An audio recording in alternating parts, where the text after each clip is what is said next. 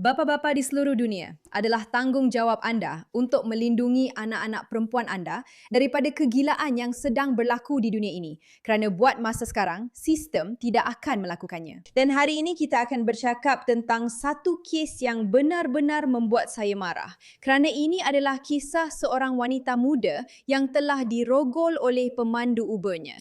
Cuba teka berapa umur pemandu Uber itu dan agama apa yang dianuti. Dan ayah mangsa cuba melakukan sesuatu mengenainya dan keadaan menjadi semakin huru-hara. Para bapa, lindungilah anak perempuan anda kerana sistem tidak akan melakukannya.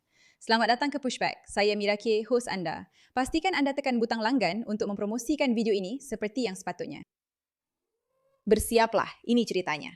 Pemandu Uber Muslim berumur 58 tahun, Ahmed Ali, didakwa berpura-pura telah menurunkan penumpang, membawa gadis kulit putih yang mabuk itu ke tempat terpencil dan merogolnya ketika seluarnya diturunkan. Ayahnya menjejak California, menangkap pemangsa itu ketika sedang melakukan perbuatan tersebut dan dia bersama keluarganya mengamuk, memukul Ali dengan teruk. Tembakan turut dilepaskan. Polis mendakwanya atas kesalahan rogol dan penculikan, tetapi pendakwa raya menggugurkan semua pertuduhan dengan alasan kekurangan bukti. Ayah sebenar akan melindungi anak perempuan mereka walau apapun yang terjadi. Wanita, jangan sesekali mempercayai perkhidmatan e-hailing secara membuta tuli. Apa yang akan anda lakukan?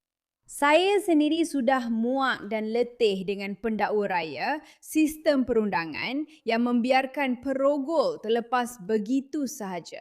Dan inilah sebabnya kita perlukan ayah yang kuat, kawan-kawan. Inilah sebabnya kita perlukan ayah yang kuat. Ahmed Ali, 58 tahun, seorang pemandu Uber yang dituduh melakukan jenayah kejam, di mana mereka meminta mahkamah untuk mendapati sebab munasabah bagi kes rogol darjah kedua dan penculikan darjah pertama. Mangsa bergantung kepada perkhidmatan Ali sebagai pemandu e-hailing untuk pulang dengan selamat. Sebaliknya, dokumen menyatakan Ali menggunakan aplikasi Ubernya untuk membuatnya kelihatan seolah-olah dia telah menurunkan mangsa, kemudian memandu ke lokasi terpencil di luar Olimpia ini dan merogol mangsa. Dia berasa takut jika Ali dibebaskan atau menyatakan bahawa dia akan berasa takut jika Ali dibebaskan. Maksud saya ya, dia bawa seorang gadis ke kawasan terpencil untuk merogolnya. Dan sekarang ada pula perbincangan tentang dia akan dibebaskan. Adakah itu satu gurauan? Sebab dokumen menyatakan keluarga mangsa mula risau apabila wanita itu tidak pulang ke rumah.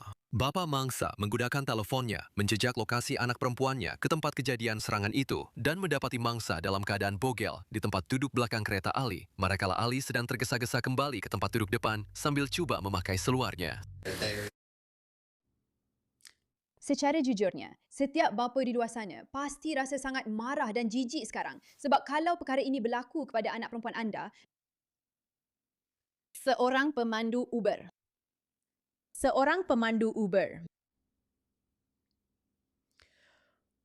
Terdapat bahaya yang besar bahawa tertuduh akan melakukan jenayah ganas yang baru dan ini adalah berdasarkan sifat tuduhan-tuduhan ini. Dokumen menyatakan bahawa keluarga mangsa telah memukul Ali dan sekurang-kurangnya 2 das tembakan dilepaskan. Penyiasat berkata Ali cuba melarikan diri dari tempat kejadian walaupun medik mengatakan dia memerlukan bantuan.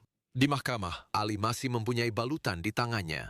Berhampiran tempat kejadian serangan itu, saya bercakap dengan seorang ayah yang memberitahu saya bahawa ia sangat menakutkan untuk mendengar apa yang berlaku kepada anak perempuan orang lain pada hujung minggu Hari Bapa. Bagi saya ini adalah keadilan dan ia sepatutnya tidak pernah berlaku sejak awal lagi. Betul, ia memang menjijikkan, tapi saya gembira ayah itu dapat berada di sana. Suspek itu sendiri adalah seorang bapa kepada 5 orang anak.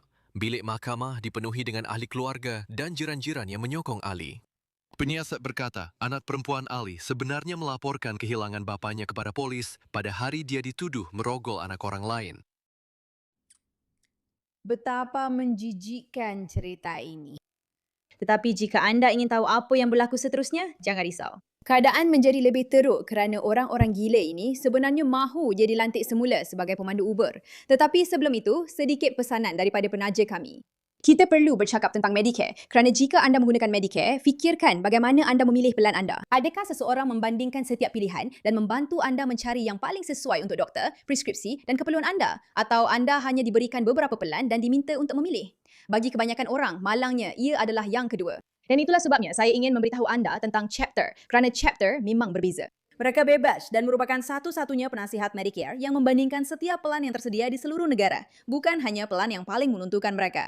Mereka menyemak doktor, preskripsi dan keutamaan anda, kemudian mencadangkan pelan yang benar-benar sesuai untuk anda. Penasihat mereka bergaji tetap, jadi mereka benar-benar tidak memaksa Anda memilih plan tertentu. Mereka ada untuk membantu Anda membuat pilihan yang tepat. Jika Anda sudah berada dalam plan yang sesuai, mereka akan beritahu Anda. Jika tidak, mereka akan bantu Anda untuk bertukar plan. Warga emas tahun lepas yang bertukar melalui chapter berjaya menjimatkan purata lebih daripada $1,000.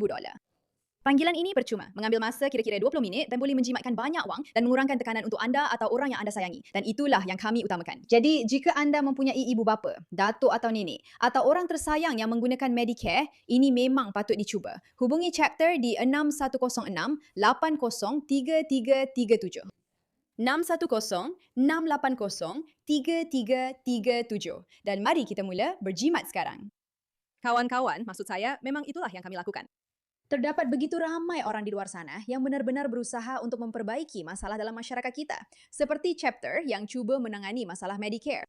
Tapi kemudian ada pula orang-orang dungu di luar sana. Kembali kepada cerita kita. Jadi, pendakwa raya daerah Thurston menggugurkan tuduhan rogol dan penculikan terhadap pemandu Uber. Kes terhadapnya telah digugurkan. Pendakwa di Thurston County telah menggugurkan tuduhan rogol dan penculikan terhadap seorang pemandu Uber yang telah ditangkap pada bulan Jun lalu. Timbalan polis menahan Ahmed Ali, 58 tahun, selepas satu insiden di Lembah Nisqually pada 15 Jun. Detektif percaya Ali sedang memberikan pengangkutan kepada seorang wanita yang sangat mabuk dan kemudian telah menyerangnya secara seksual di kawasan terpencil. Dia kemudiannya didakwa dengan rogol darjah kedua dan penculikan darjah pertama. Baiklah, rogol dan penculikan. Mungkin bukan perkara yang baik untuk membenarkan orang ini dibebaskan. Bagaimanapun, bapa wanita itu didakwa telah menembak Ali 2 kali selepas menjejakinya, mendakwa anak perempuannya berada dalam keadaan bogel di dalam keretanya. Penyiasat juga berkata bahawa anak perempuan Ali sendiri telah melaporkan dia hilang pada malam yang sama.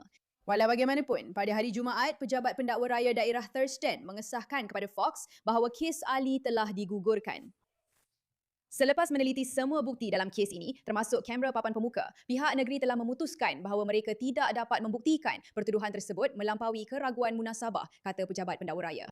Menurut dokumen mahkamah, pertuduhan digugurkan tanpa prejudis. Pegawai berkata rakaman kamera papan pemuka tidak memberikan bukti yang mencukupi untuk membuktikan kes tersebut. Kawan-kawan, dapatkan rakaman kamera papan pemuka untuk kereta anda. Okay. Pada hari Jumaat, Persatuan Perkongsian Kenderaan Seattle kemudian berkumpul di Quilla menuntut supaya Ali diaktifkan semula sebagai pemandu. Ada yang memegang papan tanda menyokong Ali dengan tulisan aktifkan semula akaun Ahmed sekarang dan Uber sama dengan perhambaan moden.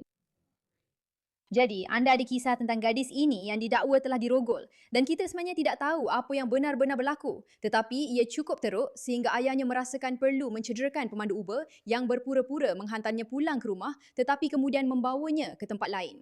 Dan perkara itu sebenarnya tidak dipertikaikan. Apa yang mereka katakan ialah rakaman kamera itu tidak cukup sebagai bukti. Jadi, fikirkan begini. Jangan risau, pendatang boleh mengancam anak-anak anda. Pendatang tanpa izin boleh mengancam anak-anak anda asalkan mereka memastikan tiada bukti di kawasan itu. Asalkan mereka pastikan tiada kamera yang merakam kejadian itu. Kerana jika begitu, kes itu boleh digugurkan. Dan bukan itu sahaja, anda juga akan lihat orang dari entah persatuan kereta apa berjuang untuk memastikan lelaki ini dilantik semula sebagai pemandu Uber. Cuba jelaskan apa yang berlaku kepada keluarga ini, kepada gadis ini. Apa yang terjadi kepada ayahnya? Yang sekurang-kurangnya dengan berani memberi lelaki ini sedikit balasan yang memang patut diterimanya. Kita pun tak tahu. Tapi lelaki ini terlepas begitu saja dengan golongan liberal bodoh di luar sana yang mendesak supaya dia dilantik semula sebagai pemandu. Dan kita duduk termenung dan bertanya pada diri sendiri. Bagaimana ini boleh berlaku? Bagaimana dunia kita jadi begini kerana orang seperti ini? Jika anda kenal seseorang yang didakwa telah menculik seorang gadis yang mabuk dan membawanya ke suatu tempat dan keluarganya melaporkan dia hilang dan keluarga gadis itu juga melaporkan dia hilang. Kemudian kedua-duanya ditemui tetapi tiada bukti yang mencukupi. Jadi kes itu digugurkan. Adakah anda mahu orang itu menjadi pemandu Uber anda? Maksud saya, jawapannya adalah tidak. Dan jika itu tidak jelas kepada anda mungkin tergolong dalam golongan dungu. Terima kasih atas perhatian anda terhadap perkara ini.